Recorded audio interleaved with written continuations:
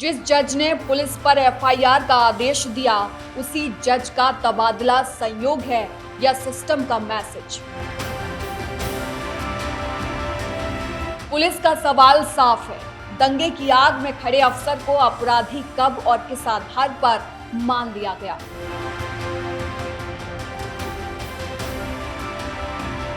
SP का दो टूक स्टैंड, एफआईआर नहीं, पहले हाई कोर्ट। कानून सड़क पर नहीं, अदालत में लड़ा जाएगा।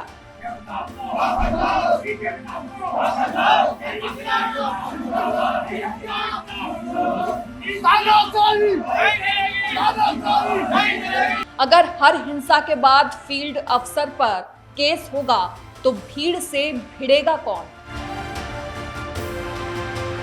संभल सिर्फ एक मामला नहीं, यह टेस्ट है, जवाबदेही बनाम व्यवस्था की मजबूरी का। संभल की गलियों में जो सवाल उठ रहे हैं वो सिर्फ एक तबादले के नहीं हैं।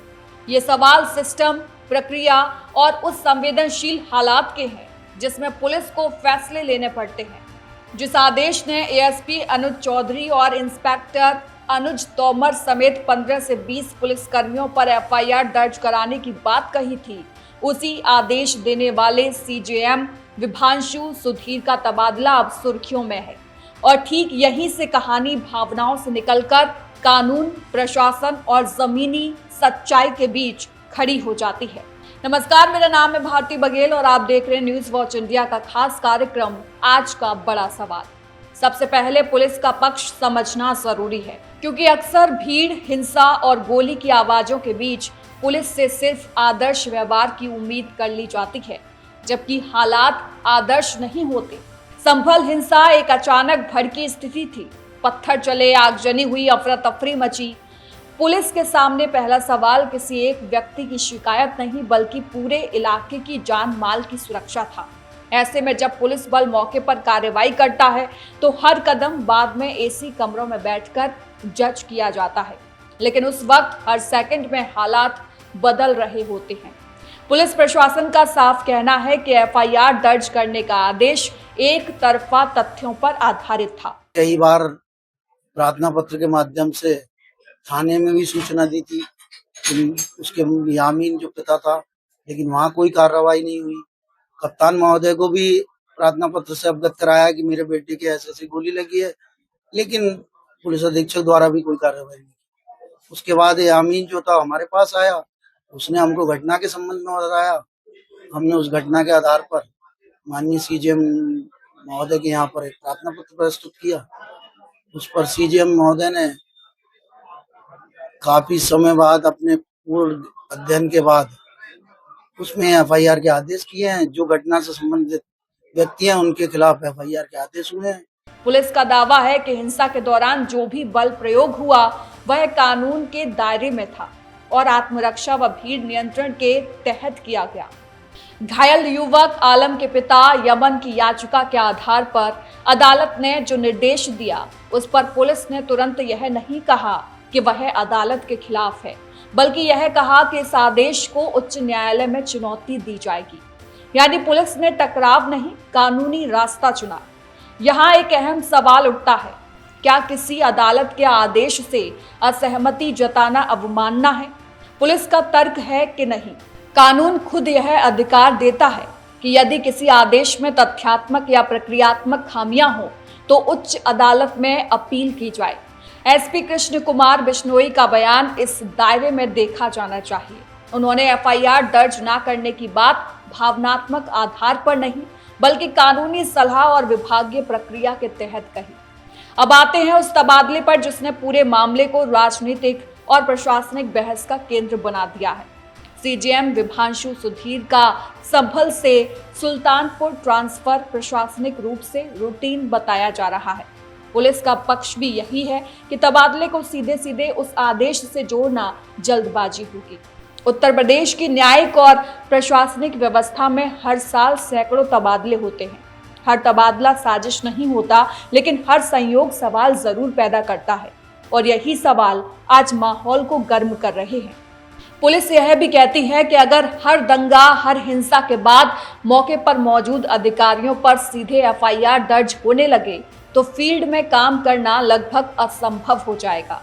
कौन अफसर आदेश देगा? कौन भीड़ के सामने खड़ा होगा? कौन पत्थर खाता हुआ कानून बनाए रखेगा? पुलिस का मानना है कि जवाबदेही जरूरी है, लेकिन जवाबदेही का मतलब यह नहीं कि पहले ही दिन अफसरों को कटघरे में खड़ा कर दिया जाए, बिना यह देखे कि हालात क्या थे, आदेश क्या थे और खतरा कितना बड़ा था। संभल हिंसा मामले में पुलिस यह भी रेखांकित कर रही है कि मजिस्ट्रियल जांच और विभागीय जांच जैसे विकल्प पहले मौजूद होते हैं। सीधे एफआईआर का आदेश देना एक असाधारण कदम है, जो तब उठाया जाता है जब प्रथम दृष्टया गंभीर आपराधिक मंशा साफ दिखे। पुलिस के मुताबिक यह मंशा नहीं, मजबूरी थी। भीड़ को रोकना था, हालात को काबू में लाना था और अगर उस प्रक्रिया में कुछ लोग घायल हुए तो उसकी जांच होनी चाहिए, लेकिन संतुलन के साथ। अब सवाल ये भी है कि आगे क्या होगा। पुलिस द्वारा उच्च न्यायालय में दायर की जाने वाली अपील इस पूरे प्रकरण की दिशा तय करेगी। अगर उच्च अदालत मानती है कि निचली अदालत के आदेश में प्रक्रिया का उल्लंघन हुआ है तो एफआईआर का आदेश रुक सकता है। अगर नहीं तो जांच आगे बढ़ेगी। पुलिस कहती है कि वह किसी जांच से नहीं डरती, लेकिन जांच निष्पक्ष होनी चाहिए, भीड़ के दबाव या सुर्खियों के शोर में नहीं। इस पूरे मामले में एक बड़ा सच यह भी है कि पुलिस और न्यायपालिका आमने सामने नहीं है। दोनों एक ही संविधान के स्तंभ हैं।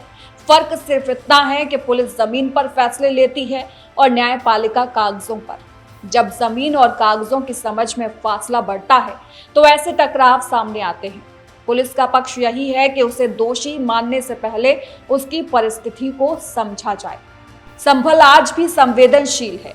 हर बयान, हर आदेश, हर तबादला माहौल को या तो ठंडा कर सकता है या और गर्म। पुलिस का दावा है कि वह कानून के दायरे में खड़ी है और खड़ी रहेगी। अदालत जो भी अंतिम फैसला देगी उसे स्वीकार किया जाएगा, लेकिन तब तक पुलिस यह चाहती है कि उसे अपराधी की तरह नहीं, ड्यूटी पर खड़े एक बल की तरह देखा जाए। और यही इस पूरे मामले का सबसे तीखा सवाल है। क्या हम पुलिस से हर हाल में परफेक्ट होने की उम्मीद रखते हैं, बिना यह देखे कि हालात कितने अपूर्ण थे, या फिर हम जांच, अपील या न्याय की पूरी प्रक्रिया को वक्त देंगे ताकि सच शोर से नहीं, सबूत से तय हो। संभल का मामला अभी खत्म नहीं हुआ है। तबादला एक अध्याय है, फैसला अभी बाकी है और शायद असली इम्तिहान भी। वहीं आप संभल हिंसा मामले में किसकी गलती मानते हैं, कमेंट करके बताएं और वीडियो को शेयर जरूर करें ताकि आपका अपार स्नेह न्यूज़ वॉच इंडिया की टीम पर यूं ही बना रहे। यह आपका ही प्यार है कि हम 1 मिलियन सब्सक्राइबर्स को क्रॉस करके 18 करोड़ व्यूज पार कर चुके हैं। आशा है आपका ये प्यार यूं ही बना रहेगा और देश दुनिया से जुड़ी बड़ी खबरें हम पूरे फैक्ट्स के साथ सबसे पहले आपके पास लाते रहेंगे। नमस्कार।